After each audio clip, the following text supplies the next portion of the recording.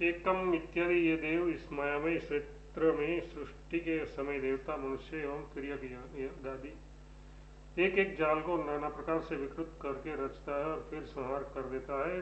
फिर ये ईश्वर महात्मा जिस प्रकार इसने पूर्व कल्प में मरीचि आदि जो लोकाध्यक्ष है उसे रचा था, उसी प्रकार पुनः रचकर उन सबका आधिपत्य करता है।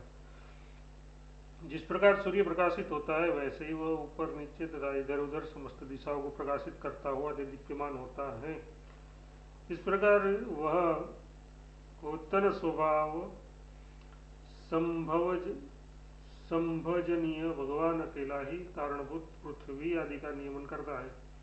सर्वादिश इत्यादि ये पूर्वादि समस्त दिशाओं को अर्थात ऊपर नीचे और इधर उधर की दिशाओं को प्रकाशित करता हुआ अपने स्वरों को भूत चित प्रकाश से प्राजित यानी दीप्त होता है, जैसे कि अनंगवान। और जिस प्रकार की नंगवान यानी सूर्य जगत चक्र को प्रकाशित करने में लगा हुआ है, उसी प्रकार वह देव गौतम स्वभाव भगवान ऐश्वर्यादि संपन्न और वरण्य संभजनीय योनि यानी कारण एक अद्वितीय परमात्मा संपूर्ण जगत के स्वभाव यानी स्वात्मभूत पृथ्वी आदि भाव को अधिष्ठित करता है, अथवा योनित स्वभाव ऐसा समस्त पद माना जाए तो कारण स्वभाव यानी कारणभूत पृथ्वी आदि को अधिष्ठित नियमित करता है।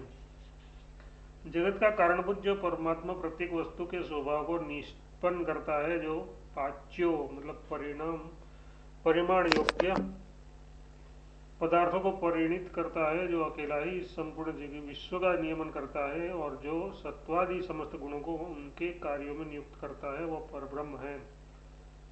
यह वैदिक प्रक्रिया अनुसार यच्छ इस पुल्लिंग के स्थान में यच्छ इस प्रकार लिंग युक्त हुआ है, जो स्वभाव को यानी अग्नि के उष्णता को पचाता निष्पन्न करता है। विश्व जगत का कारण है और पाच्य यानी पाक परिणाम योग्य पृथ्वी आदि का परिणाम करता है, जो अकेला ही संपूर्ण विश्व को अधिष्ठित नियमित करता है, जो सत्व रज एवं तमोगुण गुणों को नियुक्त करता है, ऐसे लक्षणों वाला परमात्मा है। तथा वह वेदों के गुभाग उपनिषदों में निहित है। उस वेद वेद्य परमात्मा को ब्रह्मा जानता है।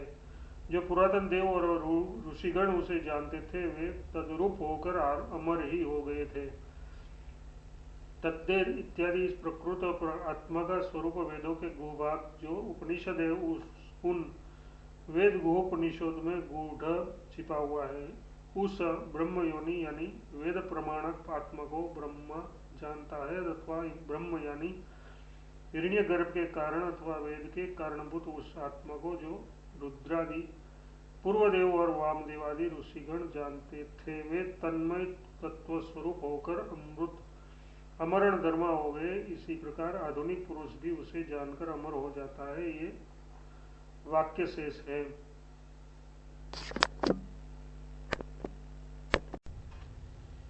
कर्तृत्व धर्मों से युक्त जीवात्मक स्वरूप का वर्णन है। इतने ग्रंथों से तत्व पदार्थ का वर्णन किया गया। अब यहाँ से तत्व पदार्थ का निरूपण करने के लिए आगे के मंत्र प्रस्तुत किए जाते हैं। जो गुणों से संबंध फलप्रद कर्म का कर्ता और उस किए हुए कर्म का उपभोग करने वाला है, वह विभिन्न स्वरूपों वाला त्रिगुणमय तीन मार्गों से गमन करने वाला प्राणों का अधिष्ठाता अपने कर्मों के अनुसार गमन करता है। गुणान्वय इत्यादि जिसका कर्म एवं ज्ञान जनित वासनामय गुणों के साथ संबंध है, वह ये जीव गुणान्वय है। वह फल के लिए कर्म करने वाला है और वही किए हुए कर्म का फल भोगने वाला भी है। कार्य कारण भाव से नाना देह धारण करके वृद्धि को प्राप्त होने से वह विश्वरूप नाना रूप है। सत्वादि तीनों गुण इसके है, इसीलिए ये त्रिगुण है। इसके देवयानादि तीन मार्ग है, अथवा धर्म अर्थ और ज्ञान रूप इसके तीन मार्ग है, इसलिए वह त्रिवत्मा है। ये पांच वृत्तियों वाले प्राण का अधिपति संचार करता है। किन के द्वारा? अपने कर्मों के द्वारा। जो अंगूठे के बराबर परिमाण वाला सूर्य के समान ज्योति स्वरूप संकल्प और अहंकार से युक्त तथा बुद्धि और शरीर के गुणों से भी युक्त है, वह अन्य जीव भी आर की नोक के बराबर आकार वाला देखा गया है।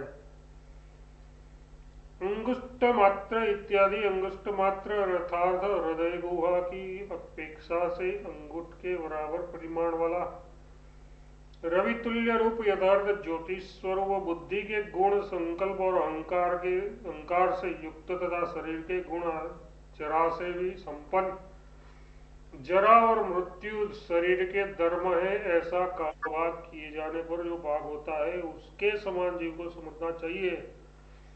लिंग देह अत्यंत सूक्ष्म है इसलिए उसके परिमाण जीव को समझना चाहिए।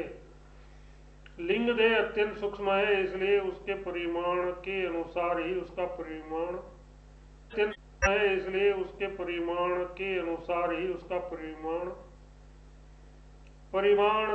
के अनुसार ही उसका परिमाण के अनुसार ही उसका परिमाण बतलाया जाता है। जीव स्वरूप से वह के अनुसार ही उसका परिमाण बतलाया जाता है। जीव स्वरूप से वह ऐसा है किंतु स्वतः अपने जीव स्वरूप अपने परमार्थ रूप से वही वह ऐसा है किंतु स्वतः अपने परमार्थ रूप से वही अनंत हो जाता है तथा ये विज्ञान अपने परमार्थ रूप से वही अनंत हो जाता है तथा ये विज्ञानात्मा न स्त्री है न पुरुष है और न नपुंसकी है तथा ये विज्ञानात्मा न स्त्री है न पुरुष है और न नपुंसकी है। ये जो शरीर धारण करता है उसी से सुरक्षित रहता है। नैव स्त्री इत्यादि स्वयं साक्षात अद्वितीय ब्रह्म स्वरूप होने के कारण वह न स्त्री है न पुरुष है और न नपुंसकी है। ये जिस स्त्री शरीर पुरुष शरीर अथवा नपुंसक शरीर को धारण करता है उसी से वह विज्ञानात्मा रक्षित सुरक्षित रहता है, अर्थात उसी शरीर के धर्मों को अपने में आरोपित कर ऐसा मानने लगता है कि मैं स्थूल हूँ, मैं कुश हूँ, मैं पुरुष हूँ, मैं स्त्री हूँ, मैं नपुंसक हूँ इत्यादि।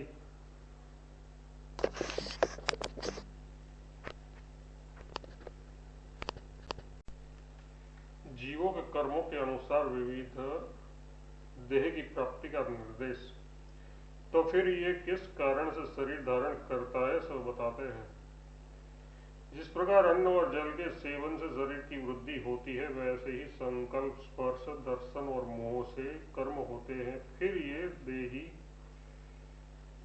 क्रमशः विभिन्न योनियों में जाकर उन कर्मों के अनुसार रूप धारण करता है। संकल्पनम इत्यादि पहले संकल्प होता है, फिर स्पर्श यानी त्वगिंद्रिय का व्यापार होता है, तत्पश्चात दृष्टि जाती है, उससे पीछे मोह होता है। उन संकल्प स्पर्श दर्शन और मोह से शुभाशुभ कर्म संपन्न होते हैं। फिर कर्मानुगत यानी कर्मों के अनुसार अनुक्रम से कर्म विपाक की अपेक्षा से ये देही जीव स्त्री पुरुष एवं नपुंसकादि रूपों को देवता त्रियक एवं मनुष्यादि स्थानों योनियों में प्राप्त करता है। उसमें दृष्टांत देते हैं। जिस प्रकार ग्रास और अंबु यानी अनियत अन्न और जल की वृद्धि उनका सम्यक सेचन आत्मा का निदान है, अर्थात उससे शरीर की वृद्धि होती है, उसी प्रकार जीव को कर्मों के द्वारा तदनुकूल शरीरों की प्राप्ति होती है, ऐसा इसका अभिप्राय है। जीव अपने गुणों मतलब पाप पुण्यों के द्वारा स्थूल सूक्ष्म बहुत से देह धारण करता है। फिर उन शरीरों के कर्मफल और मानसिक संस्कारों के द्वारा उनके संयोग देहांत प्राप्ति का दूसरा हेतु भी देखा गया है।